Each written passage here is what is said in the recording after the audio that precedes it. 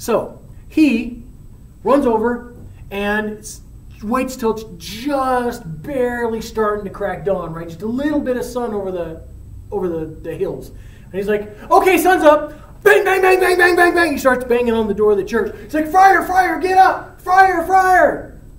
His name is Friar Lawrence, by the way. So, Friar Lawrence is, got to put that here, Friar Lawrence. He is the priest of the town. He's not a member of either family. And, of course, there's Paris, who is a guy who wants to marry Juliet, and he's not a member of either one of the families either. So Romeo goes and bangs on the door of the friar, and he's, Friar, get up! And the friar's coming, and he's like, whoa, whoa, hey, good morning. He opens the door, he's like, Romeo, boy, I'd like to say you got up early, but something tells me you didn't go to bed last night. Like, you look like you haven't been to sleep. And Romeo's like, I haven't. Friar, oh my gosh, it's so cool. I can't even tell you how awesome it is right now. Okay, here's the thing. Okay, I need you to marry me today. I'm getting married today, Friar. I want you to do the marriage today. And the friar goes, oh, good. So Rosaline finally took you back. And Romeo's like, Rosaline who? Like, nah, dude, no. I have forgotten her. She is gonzo from my mind. This is not about her. And the friar says, wow, what a change is here. Is Rosaline you love so dear that quickly forgotten? Romeo, you better be careful, because young men's love lies not in their heart. It's all in their eyes. And Romeo's like, you don't even understand, Friar. You don't even understand. Like, just trust me. You don't even understand. And the friar's like, okay, whatever. So, if it's not Rosaline, what's the lucky girl's name? Juliet Capulet.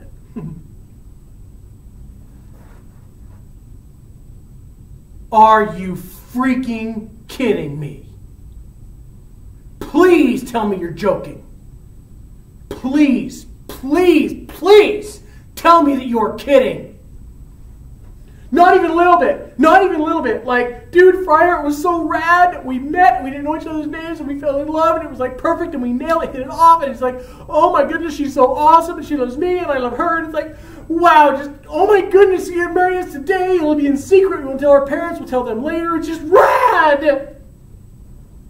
And he goes, no way. No, I'm sorry. You can find somebody else. I'm not doing this. And everyone's like, okay, you know what? Fine. I'll go find another friar. I just wanted you because you have always been my friar, but I don't care. I'll find somebody else. I'm getting married today to Juliet. I don't care what it takes. And the friar's like, whoa. Okay. If you're that set on it, fine. You know? Hey, God works in mysterious ways. Maybe this is God trying to work together to get this battle between your families stopped.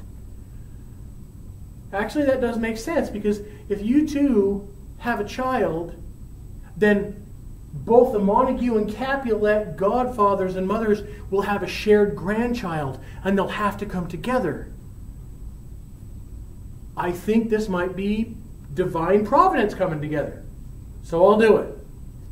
So, Romeo gets the note to Juliet to come and get married, and that day she comes to the church saying that she's going just to, pray and be confessed. So she goes to the church. Romeo is waiting there. They go in. Romeo and Juliet kneel at the altar. He marries them in complete secrecy. Just those two and the friar know it. And then they leave. What they decide is, obviously, can these two leave together right now and throw rice? Na, na, na, na, na, na, na, na. No, they'll get stabbed, right? So they have to leave out different doors. So they leave at different doors. Juliet goes back to her house, and Romeo goes back to hang out with his buddies in the street. Juliet, actually, the way they got it is, she gets a rope ladder. And so, at dark, she's going to throw the rope ladder off of her balcony, and Romeo can climb up. Romeo and Juliet can see each other. They can be together at night, right? They just can't be seen together during the day until they, come out about it that they're married. So, he's just waiting for nightfall. She's just waiting for nightfall. He's out there in the street, and he's just chilling. Well, he's there, and he finds Mercutio and Benvolio, the same ones he ditched the night before, right? So he finds them. They're hanging out in the street, and he's all, "Hey guys, what's up? What's up? Hey, it's good to see you." And they're like, "Hey, Romeo," and he's like, "Yeah, man, this is a good day." Romeo's all, "Dude, I just gotta tell you, I can't tell you why, but dude, this is a great day. Like, just I can't tell you why, but just, dude, today is awesome, whoa." And Mercutio was like, "What the freak is up with you?" And Romeo's like, "I can't tell you, dude. I can't tell you. Just know that it's a great day and I'm super happy right now. That's all I can tell you." And Mercutio was like, "Well, Benvolio, he may be acting stupid, but at least he's not whiny. So Romeo, fine. You know what? I'll take you stupid or whatever this face is on. I'll take that over the whiny. So fine, Romeo, be doofy and stupid. Just don't be whiny. I'm happy with that." And Romeo's like, "Yeah, trust me, dude. Trust me. You don't got to worry about Rosaline no more with me. No way, gonzo." Right? So Mercutio's like, "Fine." So they're chilling out. And Romeo's just like, Yeah. Oh, I'll tell you what, time's going by slow today. It's dragging on. I gotta tell you, that's a good day, but man, they could go a lot faster. Mercutio's like, yeah, shut up. Fine, whatever. And then guess what? Who shows up? Tybalt. Tybalt comes down the street, and he comes up, and he pulls his sword, and Tybalt says, "Romeo, you insulted my family last night when you showed up at our party. You, the only son of Montague, at a Capulet party. Draw your sword, man, because we're going to have this out right now." And Romeo is like, oh, he had almost forgotten about that. That happened like, he's met his fiance and gotten married to her since that time. Like, that's the farthest thing from his mind. And he's like, oh, the party, me at the party. Tybalt, I'm sorry. Dude, I'm sorry. Okay? I please accept be satisfied. I was wrong. I know I was wrong. I'm just super sorry. Okay? Be satisfied with that. And Tybalt's like, "No, I won't be satisfied with that. You're going to fight me." And Tybalt says, "I'm going to give you an example of what I think of you." And then he calls him the worst word they had, which was, "You're a villain." Kind of funny for us, right? But it literally meant like vile, like you were slimy, disgusting, pond scum, bad, right? It was the worst word they had. And Romeo's like, "Tybalt, I'm not going to pretend that you calling me that doesn't tick me off. But I've got a reason not to fight you, all right? Can't tell you what it is. Just know I've got a reason not to fight you, and I won't fight you, so be satisfied. I'm sorry. We know, of course, what the reason is, right? But, because it's his new cousin, Tybalt says, no, I won't take that. And Tybalt walks up and he pushes Romeo down. And he's like, come on. And Tybalt is like kicking Romeo and pushing him. And Romeo is not doing anything. Romeo's like, no, I'm sorry, but no, I'm not going to fight you. And he's letting Tybalt like push him and kick him and stuff. And Mercutio sees this. And Mercutio was like, oh, not even. You are not doing that to my friend. And he says, oh, dishonorable, vile submission. And Mercutio comes and gets in front of Tybalt, between Romeo and Tybalt, and Mercutio gets in front of him, and he's like, Mercutio gets in, pulls out his sword and says, Tybalt, I don't know why Romeo is not kicking your trash right now, but I know one thing, you don't treat my friend like that. So, you want some of him? You take a piece of me. And Tybalt's like, you know what? Fine. Boom, boom. And Tybalt and Mercutio are now fighting. Now Tybalt and Mercutio are fighting, and Romeo gets up, and he's like, oh, now my best friend and my new cousin are fighting, and one of them is going to die. He goes, what can I do? I gotta stop this fight. And he goes, I'll jump in the middle and stop it, because that's safe. So Romeo, in an attempt to stop it, jumps in the middle facing Mercutio. He's like, Mercutio, stop, put up your sword. Well, Tybalt, seeing his chance, Tybalt slides his sword under Romeo's arm, and he kills Mercutio under Romeo's arm, when Mercutio can't see what he's doing because Romeo's in the way. So Tybalt stabs Mercutio under Romeo's arm. Mercutio falls down, and Tybalt's like, he backs up, like he backs up out of the way, right? And Mercutio goes down, and Mercutio's last words are, a plague on both your houses. In other words, I curse both of your families. Remember, he's not a Montague or Capulet. His last words are, I curse both of your families. You've made worm's food of me. Curse you. With his last breath, he curses the Montagues and the Capulets. Well, Romeo sees that, sees his friend die. And then Romeo sees red. He gets ticked.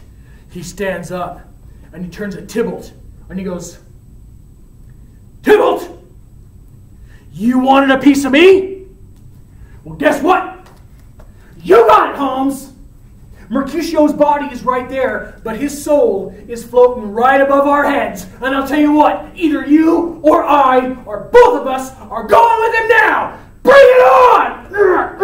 They begin sword fighting like crazy. Romeo is savage on it. And he's like, bam, bam, bam! And he stabs Tybalt, kills him. Then Tybalt goes down and dies. And now Romeo's like, and then he thinks for a second, and he's like,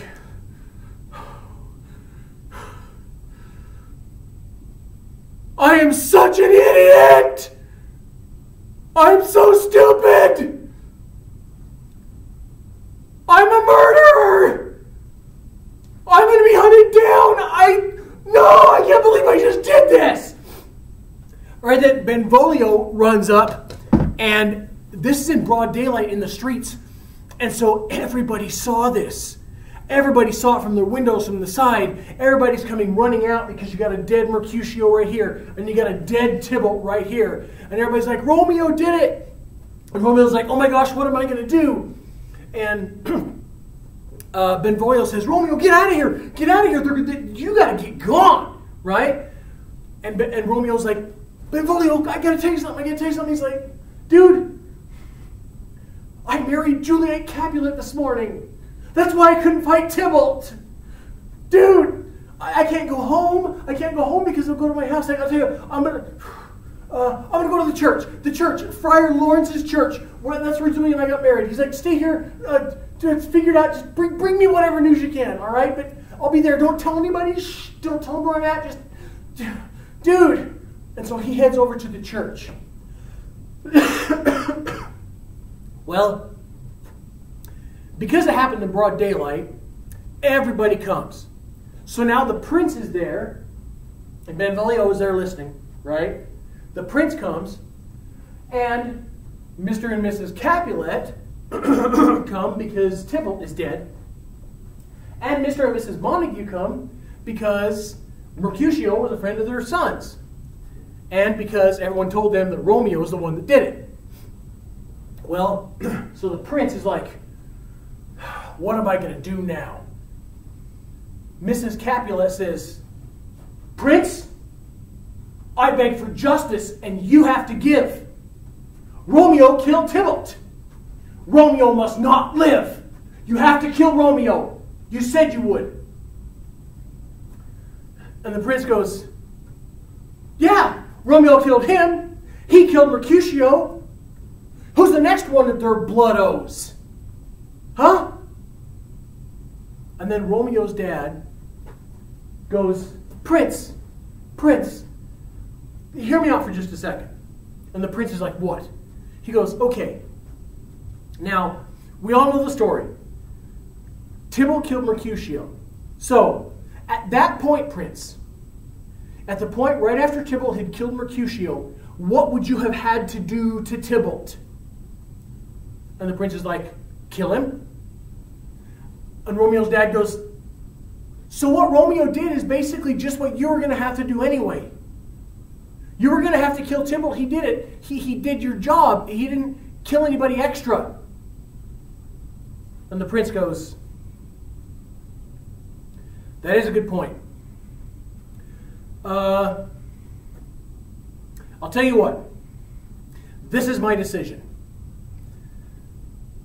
Romeo cannot be in this city. In this city, he's a murderer, and he will be taken into custody and killed for murder. But, and this is the only mercy I give, if Romeo leaves the city right now, I will not send a posse after him. Romeo is banished. But I'm not going to send somebody to catch him and bring him back for the murder of Tybalt. That's my mercy. But he killed somebody on my street. He's going to die if he's here. But if he disappears right now, I won't send people to get him. That's my decision. And Romeo's dad goes, fine. I just don't want my son to die. And the Capulets aren't happy about this. They're pissed off.